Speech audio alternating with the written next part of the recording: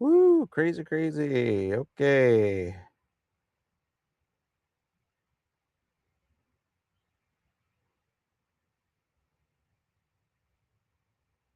Good afternoon. I'm just checking a couple settings here, which I got to do on this screen. There we go. Should give me audio. But yeah, I'm just out doing a demo of hazardscape portage out in the field. I'm going to try and do this the best that I can, given that I'm out at a park in a truck. I got lots of wires everywhere, but that's how we're going to roll today. I'm not going to be able to monitor comments or anything like that. So if comments do come up on to the screen, um, I'll come back in a little bit and answer the best I can. But this one here is basically a demo of hazardscape portage, and I'm going to kind of walk you through what you're seeing here. So on the left-hand side of the screen, we've got my account for hazardscape.com at Brad. And then over on this side of the screen, we've got our test account, which is under support at hazardscape.com, while mine is under brad.eisen. So they're two separate accounts, but they share the same community profile. And so what I've done in the permissions is I've linked the maps together because they are part of the same community. So they're always a persistent sharing. But if Hazardscape Test was a whole other community or a whole other organization, I would simply be able to go into the community profile and share my map with that community and send that request. Or I could create an invite code that when somebody signs up, they get an opportunity to insert that code and they would be part of my community. So there's different levels of permission, there's different levels of sharing, and it really all depends on your relationship. This is more than anything, I'm going to start off by saying that this is not GIS, and this is not and this is relationships, and this is a common operating picture. So what I'm going to walk you through here really quickly is I'm just going to show you some of the features. So on my phone right now, I've got, I'm logged in as Brad. So on the left-hand side, I'm going to turn on my location sharing. Right now. Did I click it? Yep. There we go. And so you can see immediately my phone with that little member icon here popped up on both maps on both accounts. And that would have looked the same across all of the communities and organizations that are linked in through the Portage protocol. Now, some features here that I'll quickly show you. There is a community assets mapping feature where you can map community assets right there. Those show up when you click that button. So you can see them flash. Those are my community assets. Toggle, toggle. We'll show you on this side. It's the same. We control that on the accounts. And then we've got equipment, which is a little bit different. And I'll tell you why. So equipment would be anything that has a GPS or global navigation system tool on it, and I'll show you the one that's outside on this truck. So when you go in to create your community assets, you can assign an asset as an equipment and attach a node to it. So you'll notice on the map here, we've got the Han Solo. That is my tracker for the truck. I own it. I can release it and somebody else can claim it, but it's showing online with my air quality sensor. That's at the truck live right now, and environmental data, which I just turned on just before this. And it's all in Eastern time right now. So that's what's being displayed. You can see the truck, and you can see me, and you can see the other node that I'm about to show you with the tracker. Let's turn off equipment. No, we're going to leave equipment on. So I'm going to demo really quickly. I'm going to take the camera outside carefully. I'm going to center up these maps just to make sure that anything I do doesn't get off screen, because that's happened before. Don't want to look at my nose. All right. So let's head outside. Take a look at the setup. We'll leave that there. The mosquitoes are probably going to chase me, but that's okay. All right. I don't have much distance with this because I kept it plugged into the USB. So here's the air quality sensor. I've got it right here. Here's Han Solo. I call it Han Solo because that is a carbon fiber case that I 3D printed. So Han is in his carbonite there. And this is the air quality sensor. So you can see that little fan spinning in there. It's collecting air through that and measuring it. I've got the Starlink and I've got everything hooked up to the Blue Eddy and the solar panel. And I just stuck the environmental sensor down there. And this is my hub. So this is a mesh node on a solar panel on a tripod. That is what is connected to the Starlink. And that is what is feeding all of my sensor data back to hazardscape.com through Portage. All right. Now, let me go this way.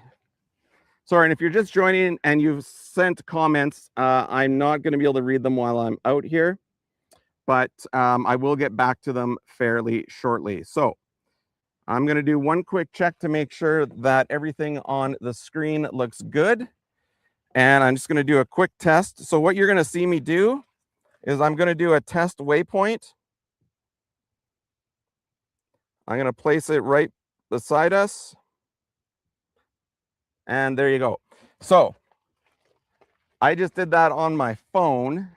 On my phone here through Portage, it linked to both maps. And again, you could have 100 maps connected through Portage right now, and they would have all seen the same thing. So we're going to do a bit of a test. I'm going to take Han Solo out for a little trip. Han is connected to the Starlink, so I'm not going to go too far, but you'll see it follow me a little bit. And if I'm waving around with the mosquitoes, you can laugh at me. But just to do a quick demo, and I may lose sound, but I'll show you some other capability here. So you're going to see my phone icon as well.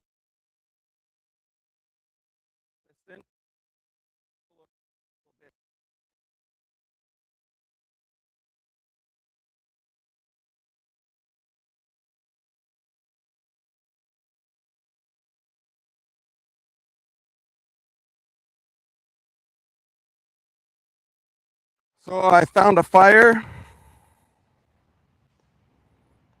We're going to place that on the map. Oops. We wanted this one.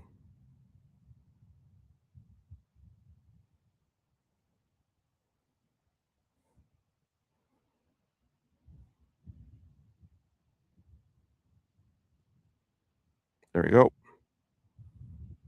Oh, my Han Solo disconnected.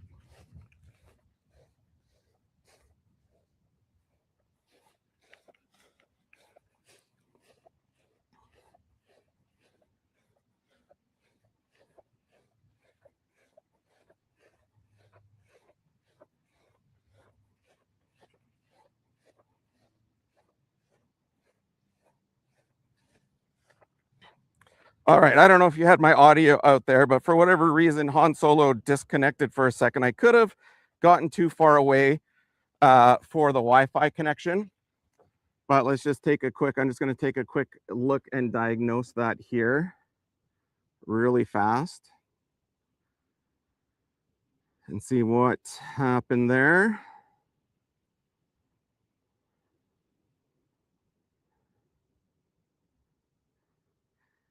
Yeah, and I'll have to check and see why Han Solo went stale there when I walked away from the Wi-Fi. I would have thought that it would have got that far. But at the very least, you would have seen me place a waypoint and the fire hazard marker out in the field.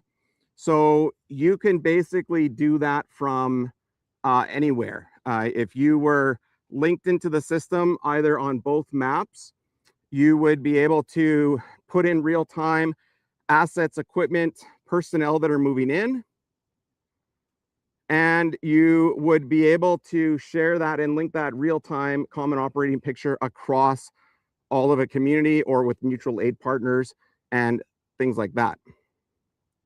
Let's just see. I'm going to see if I can quickly find out why. Maybe the Millennium Falcon decided to drop out.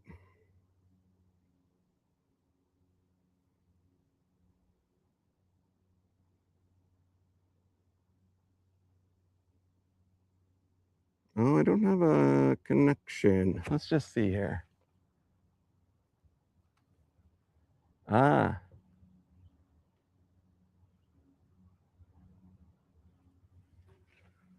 I got my hub turned off. Okay.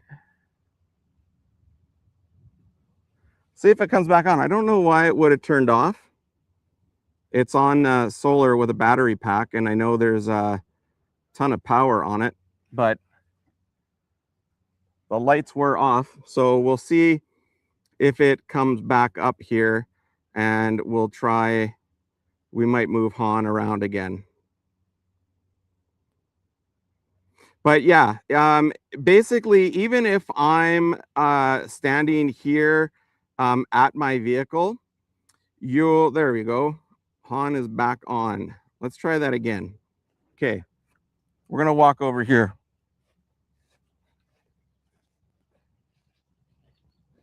So if you can still hear me, I'm just carrying this tracker.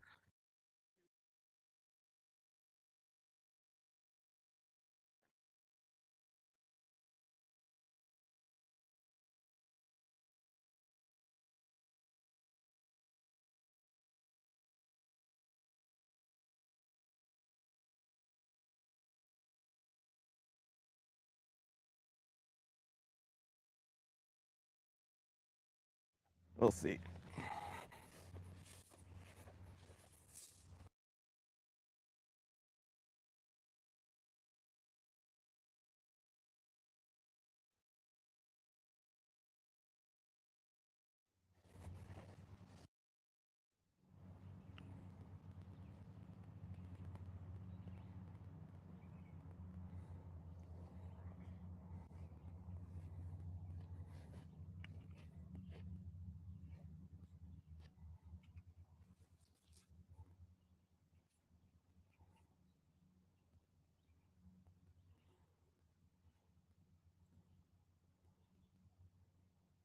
Oh, I hit two field hospitals. All right, come on, Han. I know you want to.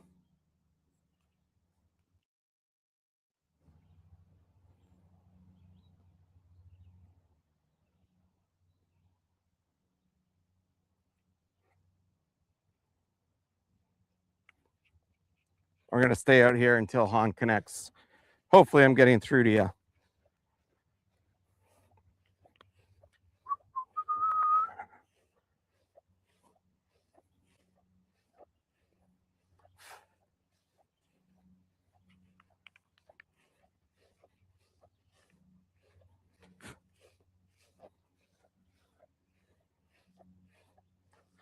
We'll leave him here.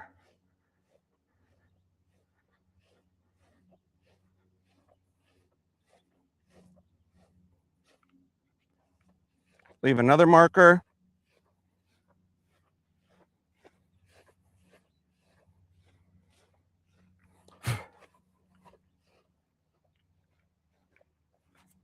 So I might have a setting that's preventing him from moving around, but here I'll show you what you could do. So, oh, I don't have this part listed as a site. So on the, let's go back into the truck so I can show you. Let's do this.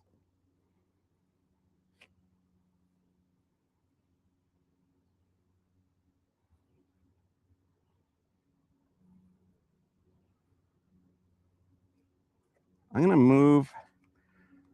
move Han somewhere where I can see if it'll pick up. One sec, I'll be right back. I'm gonna see if it'll move over a little bit more over here, and we'll let him rest.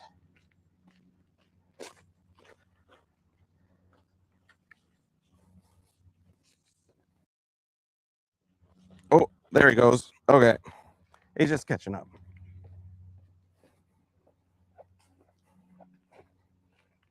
Okay, Han just needed its interval to finish. So the wireless trackers, there we go. The wireless trackers, they have intervals on them, so they're not pinging all the time for the purposes of battery saving. But if you're still with me, or if you're just tuning in, this will all be recorded on the Hazardscape YouTube channel. So there, Han speeding up. Might have just took a bit to sync, but you can see him moving around the app. Just gonna check in there. And yeah, if you're just joining, I can't view any of the comments, so bear with me. This is kind of a show and tell, literally. But with Portage, you would have seen both of them moving around. If what I could do is I could go in and make, we'll call this test park. Put in some numbers here. We're going to zoom in. We are right here. So I'm going to make that a site. And what that will do now is it'll allow me to take the truck, and I'm at the test park site. We'll see if we've gotten anything. There we go.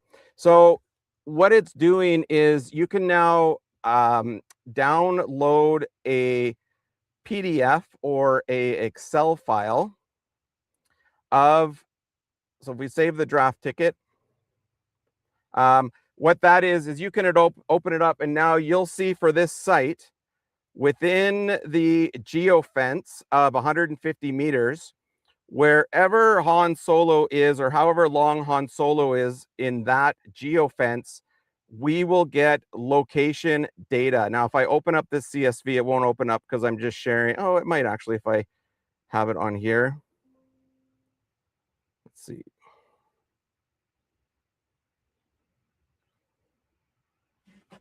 You might see it. Let's go. Let's just double check. Oh yeah, okay. So you can see how long Han Solo has been in that geofence at those coordinates. And what that helps communities with is, if, you know, I know you've got your typical asset management processes, but if you're having to collect equipment time at a location, whether it's a fire, a rebuild, a home site, whatever it is, you can print that report off, and that's going to give you the GPS coordinates for where that equipment has been and how long it was on site for, to check against your cost sharing submission. So no matter where we drop a marker, it doesn't really matter. We could drop one out here. We'll put a sensor out there.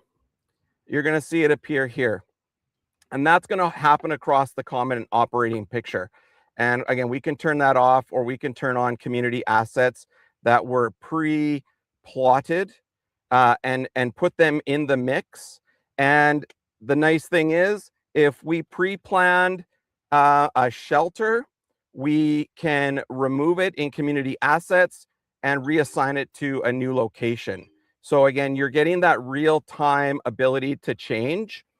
And no matter where anyone is in the field, if they've got their phone with them, they're going to see all that activity. Now I will show you one other feature because sometimes people ask. Portage is hosted and designed and built in Canada. It doesn't use any services. I get a lot of questions about people saying, well, isn't this just ATAC? And no, it's not ATAC. You can use ATAC Civ, the app, to display this data, but the data is still on, the server you want it to be on. So right now it's on my Canadian server. ATAC is just a window because I've uploaded a file that allows ATAC app to view my window, but it does not process or store any data. But if you've got an agency that uses ATAC and they aren't on Portage, if they're coming to the scene, they can still log in through their ATAC if they've got your server permissions. And you'll notice on Portage, there's an export for ATAC. If you want to share your equipment and asset lists with them, they can load it directly onto their phone. It will not go onto the ATAC server. It stays on their phone. Actually, I might have to double check that. It could go onto their ATAC server, but that's a choice that you can make as the site owner. But for the most part, if you've got to hop in, if someone's got to use ATAC, it's available. But I've not come across a situation where I've needed to use ATAC over Portage, because I just like how simple this is. And it's very easy to navigate. It's no different than Google Map. It's not Google Map, but it's got sort of that same kind of look and feel. And again, as you start to remove markers from here, I can even go over to here and remove markers that were dropped by, the Brad account and clean it up. That's a community asset. And then you'll see right away as I'm going to stop my location sharing and both are gone. Now, if you notice, you'll see that blue dot there. That's because I'm logged into ATAC. That just shows that, again, my phone is in the field at that spot. It's not processing through ATAC. But if I close my ATAC app, that should go away. All right, let me pop in here. I probably have not gotten any questions. Sorry, it's a little crazy there. But if you do have any questions or if you're just joining, this is recorded. I'm just going over a quick live demo of Portage because I've been doing a lot of field testing with it. And I just wanted to practice my delivery and see if everything works under a live situation. And so I'm pretty happy with this. The only part that I haven't demoed, because it's not super great, I'm not going to unplug the GoPro, but that's that node out there that's on the pole. You'll see in a video I did yesterday, I had that out and I got 1,300 meters or 1.3 kilometers from that with another node and was able to send text messages back and forth through my phone. So that was with no cell service, no internet, no Starlink, nothing. It was that pole out there on solar. This node's got a rechargeable battery. It's connected to Bluetooth to my phone. And I was able to text message that node. That node was then could relay that data back to my website if I had any telemetry that needed to go up. So I was able to establish a off-grid network that spanned it was about 1250. I got to measure it when on Google Map, but it was definitely 1,200, 1,300 meters through Wabamun Lake Provincial Park. And I was still able to go out there. You'll be able, actually, I can show you on here. I forgot I think I left all the way, there we go. That's where I was yesterday. So again, same visual on this map right there. I've still got the environmental data reporting there because that's hilarious. That's funny because I left it as a fixed position. So even though the environmental data is at my truck, it's showing up here. But you can see the waypoints. So this is where my vehicle was, right there. And I hiked through here up to the highway. And this was the end of the test. And that was a communication. I was able to get a text message from here to the staging site without any internet, Wi-Fi, or cell phone service. And it was all on solar. So I was really happy about that test.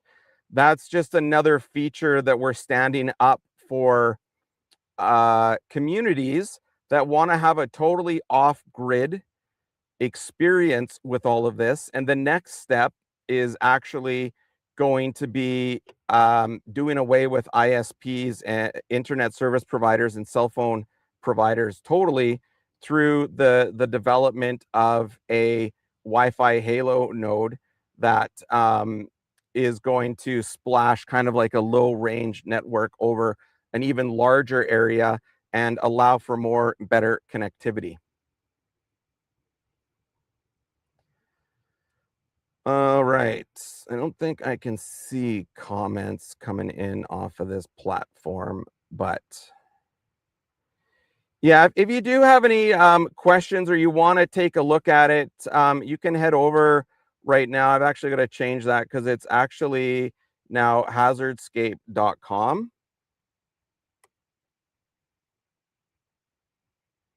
There we go. And I also want to make sure that I do a shout out to All About Abatement for their sponsorship of Hazardscape and what we're doing in terms of our daily situation reports, the training certificate program that we're offering Indigenous communities. All About Abatement is First Nations owned. They're located out of Edmonton. Kyle and his team, they do asbestos, lead, hazardous materials assessments and abatement and cleanup. So that is always the response that a lot of communities fail to plan for in advance, is that restoration hazardous materials assessment. So if you're looking for information on that, contact Kyle and his team at All About Abatement. And I also want to give a shout out as well to Premier Fire and Flood, Darcy and Riley at Premier Fire and Flood. They do disaster restoration, vandalism restoration, fire, flood cleanup. They are also sponsoring us as we develop our online Indigenous Emergency Management Coordinator curriculum. And they are also supporting the Canadian Daily Sit Rep that we publish on our site Monday to Friday, which if you go over there right now, you can see it through the Canada Sit Rep, and you can get a copy every day of that. It's Indigenous focused. All of the sources are down at the bottom. Right there, we're grabbing news and information from so many communities and, important contacts. We're even capturing a special Arctic update, Nunavut and Inuit communities. So if you want that, that's always free at hazardscape.com. But right now, this field test, if you're just joining, this is recorded. It'll be recorded on our YouTube for sure.